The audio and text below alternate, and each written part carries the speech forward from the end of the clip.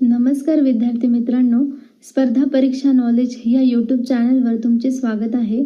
आज आपण गुणोत्तर व प्रमाण म्हणजेच रेशो अँड प्रपोर्शनचा अभ्यास करणार आहोत. जर तुम्ही चॅनलवर नवीन असाल तर प्लीज सबस्क्राईब करा आणि बेल आयकॉनवर क्लिक करा, जेणेकरून नवनवीन व्हिडिओचे अपडेट तुमच्यापर्यंत लवकर पोहोचतील. तर पहिलं उदाहरण पाहूया. 16 सेकंदाचे 48 सेकंदाशी प्रमाण काढा. 16 सेकंदाचे 48 सेकंदाशी प्रमाण काढायला लावलेलं आहे. तर या दोघांचं आपण गुणोत्तर घेऊया. गुणोत्तर म्हणजेच अंश आणि छेदाच्या रूपात आपल्याला ह्या संख्या लिहून घ्यायच्या. 16 छेदिले 48. तर याने जर याला भाग दिला तर 16 त्रिक 48 म्हणजेच 1/3 हे झालं त्यांचं प्रमाण. अशा प्रकारे आपण यांचं प्रमाण काढलं. पुढील उदाहरण पाहूया. दुसरं उदाहरण आहे 6 महिन्याचे 1.5 वर्षाशी गुणोत्तर काढा. तर आपल्याला इथे 6 महिन्याचं 1.5 वर्षाशी गुणोत्तर विचारलेलं आहे आणि दुसरं जे गुणोत्तर आहे ते वर्षामध्ये दिलेलं आहे आणि पहिलं महिन्यामध्ये आहे, म्हणून पहिली जी संख्या आहे तिला पण आपण वर्षामध्ये कन्वर्ट करूया. तर 6 महिने म्हणून 6 आणि वर्षामध्ये करण्यासाठी आता याला आपण छेदामध्ये 12 घेणार आहोत आणि डिवायडेशनमध्ये 1.5 वर्ष म्हणजेच 2 गुणिले 1 1 अधिक 1 3 छेदिले 2. इथे काय केलं 2 गुणिले 1 1 अधिक 1 3 छेदिले 2 हे सोडवून घेतलं. आता 6 छेदिले 12 गुणिले हा वरती जाताना 2 वर अंशात जाईल आणि 3 छेदात जाईल. त्यानंतर बेक बे बेसख 12 बरोबर 6 छेदिले 18. 6 गुणिले 3 बरोबर 18 आणि 6 1 6 6 त्रिक 18 बरोबर 1/3 हे आलं त्यांचं गुणोत्तर. अशा प्रकारे आपण गुणोत्तर पाहिलं. पुढील उदाहरण पाहूया. तिसरं एक्झाम्पल आहे 2 लिटरचे 500 मिलीलिटर शी गुणोत्तर काढा. तर इथे आपल्याला दोनही संख्या एकाच एककमध्ये पाहिजेत, म्हणजे दोघांचं जे गुणोत्तर आहे ते काढण्यासाठी दोन्ही एकक समान पाहिजे. तर दुसरं जे आहे ते मिलीलिटरमध्ये आहे आणि पहिलं जे आहे ते लिटरमध्ये आहे. तर आपण लिटरचं जे आहे ते मिलीलिटरमध्ये करून घेऊ. म्हणजेच 2 लिटर बरोबर, आता आपल्याला माहित आहे 1 लिटर म्हणजे 1000 लिटर. तर आपण 1000 मिलीलिटर, तर याला 2 गुणिले 1000 केलं तर आपल्याला मिलीलिटरमध्ये मिळून जाईल, म्हणजे 2000 मिलीलिटर. आणि दुसरं जे आहे ते 500 मिलीलिटर आहे, म्हणजे दोन्ही समान झाले. आता गुणोत्तर काढून घेऊ त्यांचं. तर 2000 मिलीलिटर छेदिले 500 मिलीलिटर हे जर सॉल्व केलं तर 5 1 5 आणि 5 चौक 20 म्हणजेच 4/1 हे आहे त्यांचं गुणोत्तर. आपण बेसिक पासून सुरुवात करणार आहोत आणि ॲडव्हान्स लेवलचे एक्झाम्पल देखील आपण घेतले आहे. व्हिडिओ शेवटपर्यंत पहा, जेणेकरून टॉपिक तुम्हाला क्लिअर होऊन जाईल. पुढील उदाहरण पाहूया. 15 छेदिले 28 या अपूर्णांकाचे 45/95 असलेले गुणोत्तर किती?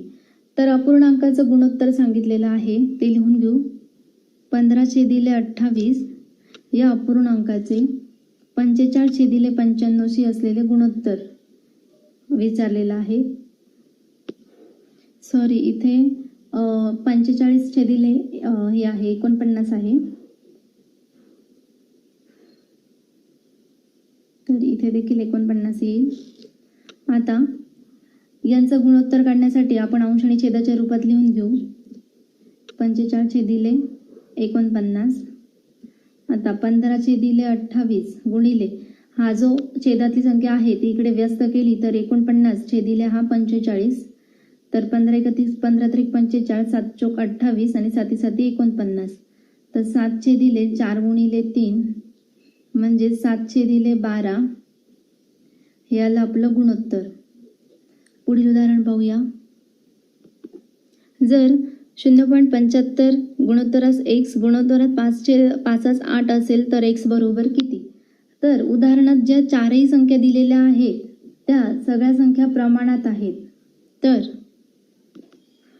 मध्यम पदांचा गुणाकार बरोबर अंत्य पदांचा गुणाकार असं करायचं असतं. जेव्हा चारही संख्या प्रमाणात असतात, या चारही संख्या एका प्रमाणात दिलेल्या आहेत, तर तेव्हा आपल्याला मध्यम पदांचा गुणाकार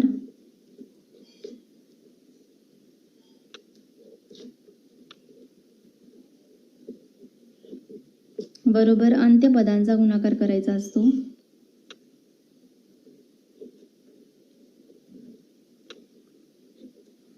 तर इथे मध्यम पद जी आहेत ती x गुणिले 5 आहेत म्हणून त्यांचा गुणाकार बरोबर अंत्यपद जी आहेत ते 0.75 गुणिले 5.8 तर यांचा गुणाकार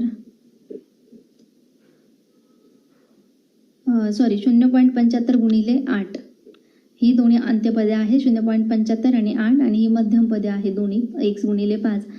तर x गुणिले 5 बरोबर 0.75 गुणिले 8 आणि x बरोबर 0.75 गुणिले 8 आणि हा जो 5 गुणाकारात आहे तो भागाकारात जाईल. त्यानंतरून या दोघांचा गुणाकार केला तर 6/5 बरोबर याला जर भाग दिला तर 5 1 5 खाली 1 उरला आणि 0 घेतला तर पॉईंट आणि वरती 5 2 10 तर 1.2 ही आपली x बरोबर 1.2 हे आपलं उत्तर येईल. आता पुढील उदाहरण पाहूया. दोन संख्यांचे गुणोत्तर 3:4 असे आहे. दोन्ही संख्यांमध्ये 8 मिळवल्यास त्यांचे गुणोत्तर 4:5 होते तर त्या दोन संख्या कोणत्या? दोन संख्या आहेत आणि त्यांचं गुणोत्तर दिलेलं आहे 3:4 आणि दोन्ही संख्यांमध्ये 8 मिळवल्यास गुणोत्तर 4:5 होते तर त्या दोन संख्या कोणत्या असं विचारलं आहे. तर त्या संख्या आपल्याला माहीत नाही म्हणून त्या संख्या आपण 3x आणि 4x मानू. 3x आणि 4x मानू. आता त्यांनी सांगितले की संख्यांचं गुणोत्तर 3:4 आहे आणि दोन्ही संख्यांमध्ये 8 मिळवल्यास गुणोत्तर 4:5 होते. तर ह्या ज्या संख्या आहेत त्याच्यात 8 मिळवल्यास म्हणजे 3x अधिक 8 छेदिले 4x अधिक 8 गुणोत्तर होते 4:5 म्हणून बरोबर 4:5. तर आता यांचा तिरकस गुणाकार करून घेऊ. 5 त्रिक 15x 8 पंचे 40 4 चोक 16x आणि 8 चोक 32. तर यांना जर आता 15x आणि वजा 16x केलं तर x बरोबर 40 वजा 32 8 म्हणजे x बरोबर 8. आता त्या संख्या ज्या आहेत त्या कोणत्या असं विचारलं आहे म्हणून त्या संख्या बरोबर 3x बरोबर 3 गुणिले x ची व्हॅल्यू याच्यात टाका 8 त्रिक 24 आणि दुसरी जी संख्या आहे 4x आणि 4 गुणिले ही जी संख्या आहे 8 त्याच्यात टाका म्हणजे 32 म्हणजेच त्या संख्या ज्या आहेत त्या 24 आणि 32 या आहेत. अशा प्रकारे आपण उदाहरण पाहिलं. पुढील उदाहरण पाहूया. दोन संख्यांचे गुणोत्तर 1:2 आहे. दोन्ही संख्येत 7 मिळवले असता त्यांचे गुणोत्तर 3:5 होते तर मोठी संख्या कोणती? आता याच्यात मोठी संख्या कोणती असं विचारलं आहे आणि संख्या आपल्याला सुरुवातीला माहीत नाही म्हणून त्या संख्या आपण x आणि 2x असं मानून घेऊ. संख्या x आणि 2x मानूया. तर त्यांनी सांगितले दोन्ही संख्येत 7 मिळवले असतात तर ह्या संख्येत आपण 7 मिळवून घेऊ.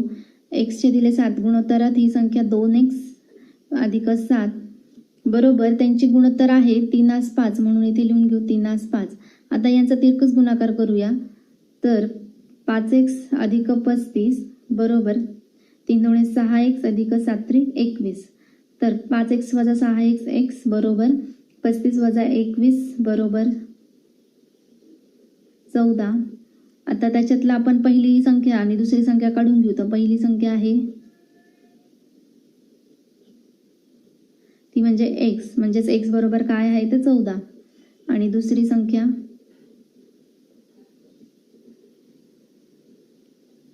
ती आहे 2x म्हणजेच 2 गुणिले ही x ची संख्या टाका 14 बरोबर 28. तर त्यांनी विचारले मोठी संख्या कोणती? तर ह्या दोन संख्यांपैकी मोठी संख्या आहे 28 म्हणून मोठी संख्या बरोबर 28 हे झालं आपलं उत्तर. आता पुढील उदाहरण पाहूया. जर 7/16 बरोबर x/144 असेल तर x बरोबर किती? तर 7/16 बरोबर x/44 असेल तर x बरोबर किती असं विचारले. आता यांचा तिरकस गुणाकार करूया. 7 गुणिले 144 बरोबर x गुणिले 16 तर x बरोबर 7 गुणिले 144 हा जो 16 गुणाकारात आहे तो भागाकारात नेऊया. तर 16 9 144 आणि 7 गुणिले 9 9 7 63 म्हणजेच x बरोबर 63. पुढील उदाहरण पाहूया. दोन चौरसांच्या बाजूंचे गुणोत्तर 2:5 आहे तर त्यांच्या क्षेत्रफळांचे गुणोत्तर किती? दोन चौरसांच्या बाजूचे गुणोत्तर 2:5 आहे आणि त्यांच्या क्षेत्रफळांचे गुणोत्तर विचारले आहे. तर कोणत्याही दोन चौरसांच्या क्षेत्रफळांचे गुणोत्तर हे त्यांच्या बाजूच्या गुणोत्तरा एवढेच असते. कोणत्याही दोन चौरसांच्या क्षेत्रफळांचे गुणोत्तर हे त्यांच्या बाजूंच्या गुणोत्तरा एवढेच असते. म्हणजेच इथे दिलेलं आहे आपल्याला बाजूचे गुणोत्तर, बाजूंचे गुणोत्तर दिलेलं आहे 2:5 आणि त्यांनी सांगितले बाजूच्या वर्गाच्या गुणोत्तराने एवढं असतं. म्हणजेच आपल्याला याचा वर्ग करावा लागेल. तर 2चा वर्ग 4 आणि 5चा वर्ग हा 25, म्हणजेच हे उत्तर आलं 4×25. तर काय असतं, दोन चौरसांच्या क्षेत्रफळांचे गुणोत्तर हे त्यांच्या बाजूच्या वर्गाच्या गुणोत्तरा एवढं असतं. म्हणजे हे जे बाजू दिलेले असतात त्यांचा वर्ग करायचा असतो, एवढं लक्षात ठेवा मित्रांनो. आता पुढील उदाहरण पाहूया. a/b = 2:3 आणि b/c = 4:5 तर c/a विचारलेला आहे. तर c/a म्हणजे cचं गुणोत्तर a विचारलेला आहे. तर आपल्याला a/b आणि b/c दिलेला आहे. म्हणजेच ह्या ज्या संख्या आहेत त्या व्यस्त होऊन जातील जर c/a विचारलेला असेल तर. 3×2 गुणिले 5×4 तुम्ही जर डिव्हाइड करून काढलं तरी तुम्हाला हेच उत्तर मिळेल. आणि आता 5×3 = 15, 4×2 = 8 म्हणजेच 15×8. तर ही जी संख्या आहे c/a हे उलट गुणोत्तर दिलेलं आहे, म्हणून ह्या ज्या समोरील संख्या आहे त्या देखील आपण उलट केलेल्या आहेत. अशा प्रकारे उदाहरण पाहिलं. पुढील उदाहरण पाहूया. एका वर्तुळाची त्रिज्या 3 सेंटीमीटर व दुसऱ्या वर्तुळाची त्रिज्या 5 सेंटीमीटर आहे. तर त्यांच्या क्षेत्रफळाचे गुणोत्तर काढा. आता इथे कोणत्याही दोन वर्तुळांच्या क्षेत्रफळांचे गुणोत्तर हे त्यांच्या त्रिज्या किंवा व्यास किंवा परिघाच्या वर्गाच्या गुणोत्तरा एवढं असतं. तर कोणत्याही वर्तुळाच्या क्षेत्रफळाचे गुणोत्तर हे त्यांच्या त्रिज्या किंवा व्यास किंवा परिघांच्या वर्गाच्या गुणोत्तरा एवढं असतात. आपल्याला इथे त्रिज्या दिलेला आहे तर त्रिज्याचं गुणोत्तर लिहून घेऊ.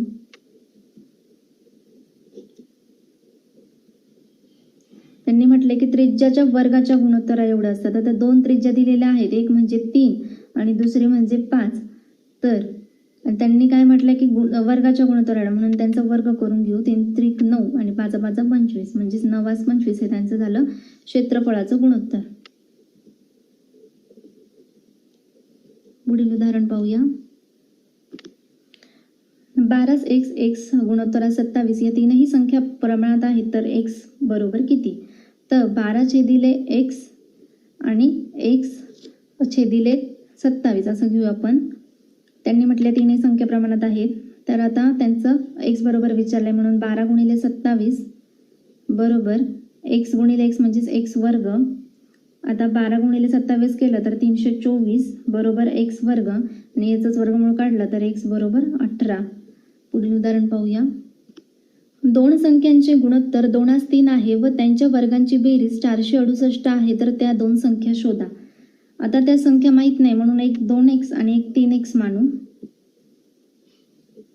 संख्या त्यांनी सांगितलं आहे की त्यांच्या वर्गाची बेरीज ही 468 आहे म्हणून 2x वर्ग अधिक 3x वर्ग करूया बरोबर वर्गाची बेरीज दिलेली आहे 468 म्हणून इथे 468 घेऊया. आणि त्यांनी म्हटलेलंच आहे इथे की त्यांच्या वर्गांची बेरीज केली आणि बरोबर 468. तर आता 2x वर्ग म्हणजेच 2चा वर्ग 4 आणि x वर्ग, इथे पण 3चा वर्ग 9 आणि x वर्ग बरोबर 468. तर 9 आणि 4 13 x वर्ग बरोबर 468. तर x वर्ग बरोबर 468 छेदिले 13 ने याला भाग दिला तर 36 येईल आणि x बरोबर 6. तर आता त्या दोन संख्या काढून घेऊया. तर पहिली संख्या आहे 2x म्हणजेच 2 गुणिले 6 केलं तर 12 आणि दुसरी संख्या आहे 3x. 3 गुणिले x 6 टाकला तर 18 म्हणजेच 12 आणि 18 या त्या दोन संख्या येतील. आता पुढील उदाहरण पाहूया. 84 लिटर मिश्रणात दूध आणि पाण्याचे प्रमाण 3:4 आहे. जर 3 लिटर दूध व 3 लिटर पाणी त्यामध्ये टाकलेस दूध व पाण्याचे प्रमाण किती असेल? हा पेपरमध्ये बऱ्याचदा विचारलेला प्रश्न आहे मित्रांनो. 84 लिटर मिश्रणात दूध व पाण्याचे प्रमाण 3:4 आहे आणि जर 3 लिटर दूध व 3 लिटर पाणी त्यामध्ये टाकल्यास दूध व पाण्याचे प्रमाण किती होईल असे विचारले. तर आपण एकूण दूध काढूया. एकूण दुधाचं प्रमाण काढून घेऊ सुरुवातीला. तर एकूण दूध बरोबर दुधाचे प्रमाण आणि दुधाचे प्रमाण आपल्याला इथे दिले, दूध व पाण्याचे प्रमाण म्हणजे दुधाचे प्रमाण असेल 3 छेदिले एकूण दूध काढण्यासाठी दुधाचे प्रमाण छेदिले दूध व पाण्याचे प्रमाण यांचं काढूया आता खाली बेरीज. तर दूध आणि पाण्याचं प्रमाण आहे 3:4 म्हणजे 3 अधिक 4 दूध आणि पाण्याचं प्रमाण गुणिले एकूण द्रावण आहे 84. तर 3 छेदिले 7 गुणिले 84 आणि 7ने जर याला भाग दिला तर 7 1 7 खाली 1 उरला 7 2 14 आणि 12 गुणिले 3 म्हणजे 36. तर 36 लिटर हे झालं आपलं एकूण दूध. तर आता एकूण पाणी काढूया याच्यातनं. एकूण पाणी, तर एकूण पाणी काढण्यासाठी जे 84 लिटर मिश्रण आहे त्याच्यातनं आपण हे दुधाचं प्रमाण जर वजा केलं तर आपल्याला एकूण पाणी मिळून जाईल. तर 84 वजा 36 तर 84 वजा 36 जर केलं तर 48 मिळेल. आणि आता त्यांनी उदाहरण दिलंय की जर 3 लिटर दूध आणि 3 लिटर पाणी त्यामध्ये टाकल्यास दूध आणि पाण्याचं नवीन प्रमाण किती होईल. तर नवीन प्रमाण दूध आणि पाण्याचं, तर 36 लिटर दूध आहे आणि पाणी आहे 48 लिटर आणि त्यांनी सांगितलं 3 लिटर दूध म्हणजे 3 आणि 3 लिटर पाणी. तर 3 लिटर पाणी टाकलं तर प्रमाण किती होईल. तर 36 आणि 3 39 छेदिले 51. तर याला आपण 3 आणि भाग दिला 3 1 3 3 3 9 आणि 3 7 91 म्हणजेच सॉरी 3 आणि जर याला भाग दिला तर 3 1 3 आणि 3 1 3 खाली 2 उरले 3 7 21 म्हणजे 13 छेदिले 17 हे आपलं प्रमाण येईल दूध आणि पाण्याचं नवीन. तर काय केलं मित्रांनो, आपल्याला पहिले एकूण दूध काढायचं होतं. तर एकूण दूधसाठी जे दुधाचं प्रमाण आहे 3 छेदिले दूध आणि पाण्याचं प्रमाण यांची बेरीज केली गुणिले एकूण द्रावण. तर 84 हे आलं आणि आपलं दुधाचं प्रमाण आलं 36 लिटर. आता एकूण पाणी काढायचं होतं म्हणून एकूण द्रावण जे होतं त्याच्यातनं दुधाचं प्रमाण वजा केलं तर आपल्याला 48 लिटर पाणी आलं. त्यांनी सांगितलं जर 3 लिटर दूध आणि 3 लिटर पाणी टाकलं तर मग एकूण दुधात आणि एकूण पाण्यात म्हणजे 36 आणि 48 मध्ये अधिक 3 केलं तर नवीन दुधाचं आणि पाण्याचं प्रमाण मिळून जाईल. आता पुढील उदाहरण पाहूया. माधव, राजू व किरण ह्या 3 भावांनी 36,000 रुपये 4:3 3:2 या प्रमाणात वाटून घेतले तर किरणला किती रुपये मिळाले. आता माधव, राजू आणि किरण हे 3 लिहून घेऊ.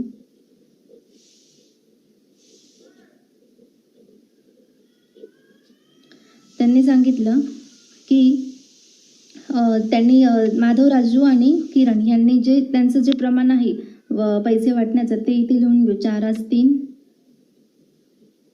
आणि 3:2. तर त्यांनी यांनी 36,000 रुपये ह्या प्रमाणात वाटले तर त्यांनी सांगितलं किरणला किती रुपये मिळतील. तर किरणचा वाटा काढूया आपण.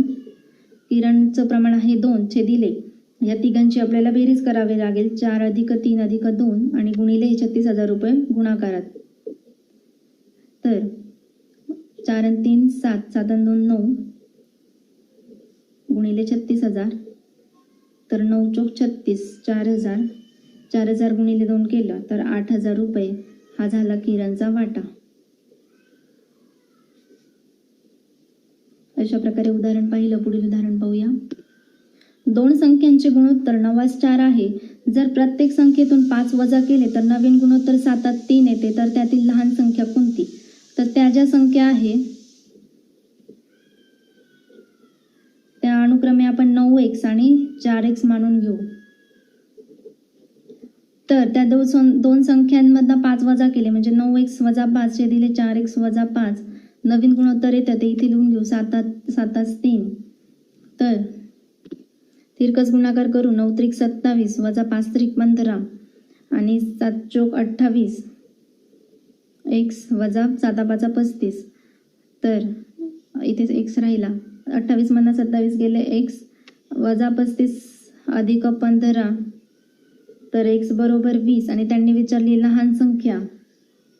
तर लहान संख्या म्हणजेच 9 आणि 4 मधली जी लहान संख्या आहे ती आहे 4 आणि 4x बरोबर 4 गुणिले हा जो 20 आहे तो गुणून घेऊ 20 चोक 80 आणि ही झाली आपली लहान संख्या. आता पुढील उदाहरण पाहूया.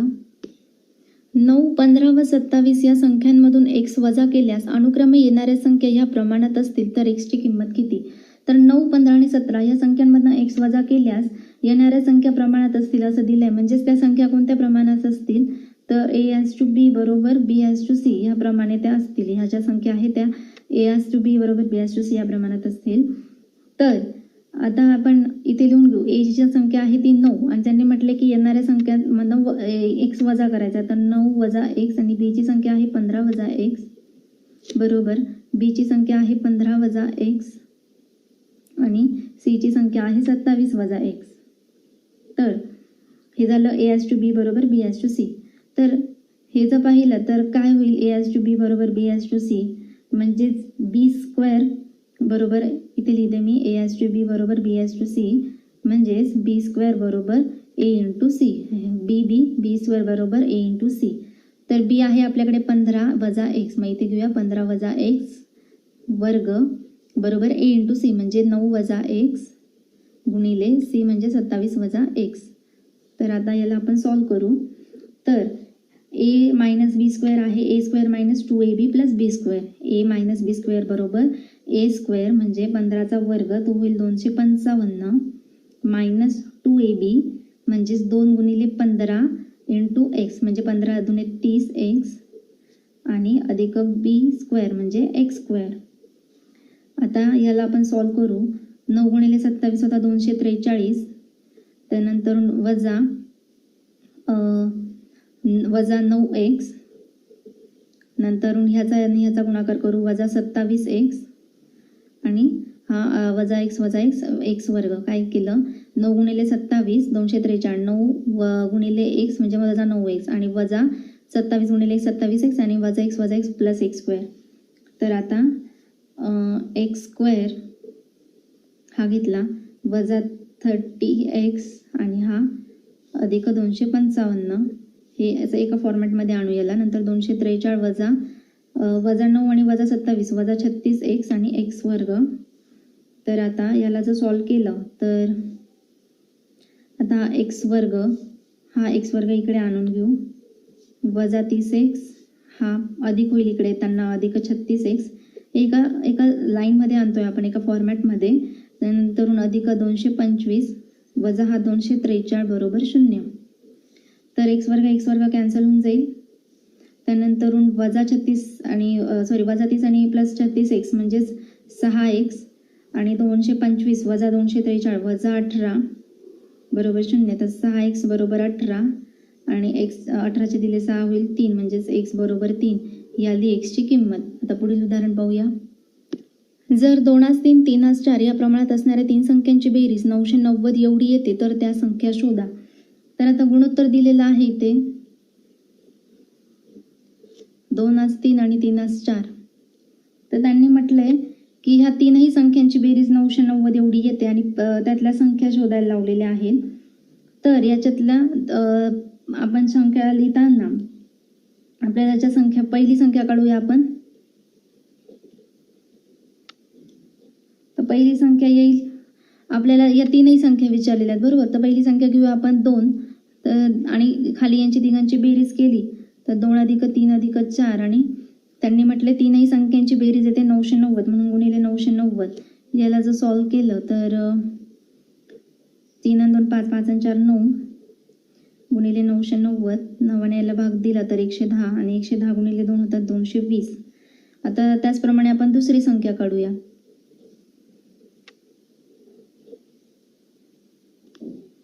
तर दुसरी संख्या काढताना 3 चे दिले या तिघांची बेरीज करा 9 गुणिले 990 याने याला भाग दिला 110 110 गुणिले 3 330. आता तिसरी संख्या काढूया. तर 4 ही तिसरी संख्या चे दिले ह्या 9 तिघांची बेरीज गुणिले 990 9ने याला भाग दिला तर 110 110 गुणिले 4 440. तर त्या तीन संख्या कोणत्या आहेत 220 330 आणि 440. हे झालं आपलं उत्तर. पुढील उदाहरण पाहूया. 3 संख्यांपैकी पहिली व दुसरीचे गुणोत्तर 3/5 आहेत. दुसरी व तिसरीचे गुणोत्तर 3/4 आहे. जर तिसरी संख्या 80 असल्यास पहिली संख्या कोणती. तर पहिलं आणि दुसरीचं गुणोत्तर दिलेलं आहे. इथे मी लिहिते पहिली आणि दुसरीचे गुणोत्तर. तर ते आहे 3/5 आणि दुसरी व तिसरीचे गुणोत्तर आहे 3/4. तर आता आपण याच्यावरनं पहिली आणि तिसरीचं गुणोत्तर काढू शकतो. पहिली आणि तिसरी. तर ते काय येईल यांचा गुणाकार करायचा 3 त्रिक 9 आणि 5 चोक 20. समजलं? काय केलं, पहिलीने दुसरी, दुसरीचं तिसरीचं गुणोत्तर होतं, तर त्याच्यावरनं पहिलं आणि तिसरीचं गुणोत्तर काढायचं आहे, म्हणून या दोघांचा गुणाकार करायचा. आता त्यांनी सांगितलं पहिली संख्या आणि तिसरी संख्या आपण 9x आणि इथे मी लिहिते पहिली संख्या आणि तिसरी संख्या आपण ही 9 म्हणून 9x आणि 20 तर 20x मानूया. पहिली संख्या 9x आणि तिसरी संख्या 20x. तर त्यांनी आपल्याला इथे दिलेलं आहे की तिसरी संख्या 80 आहे, तर इथे लिहिते मी तिसरी संख्या आपल्याला 80 दिलेली आहे आणि आपण माहितीच आहे तिसरी संख्या आपल्याला 20x आहे ती माहिती आहे, म्हणजे 20x बरोबर तिसरी संख्या आहे 80, म्हणून x बरोबर 80 चे दिले 20 केलं तर 4 मिळेल. आता ही तिसरी संख्या झाली तुमची 4. तर आपल्याला विचारलं पहिली संख्या, म्हणून पहिली संख्या बरोबर, तर पहिली संख्या आहे 3x, पहिली संख्या आहे 9x, तर 9x बरोबर 9 गुणिले ही x ची संख्या 4 तर बरोबर 36. ही झाली तुमची पहिली संख्या. काय केलं, पहिली दुसरी आणि दुसरी तिसरीचं गुणोत्तर होतं, त्यावरून पहिली आणि तिसरीचं गुणोत्तर काढलं.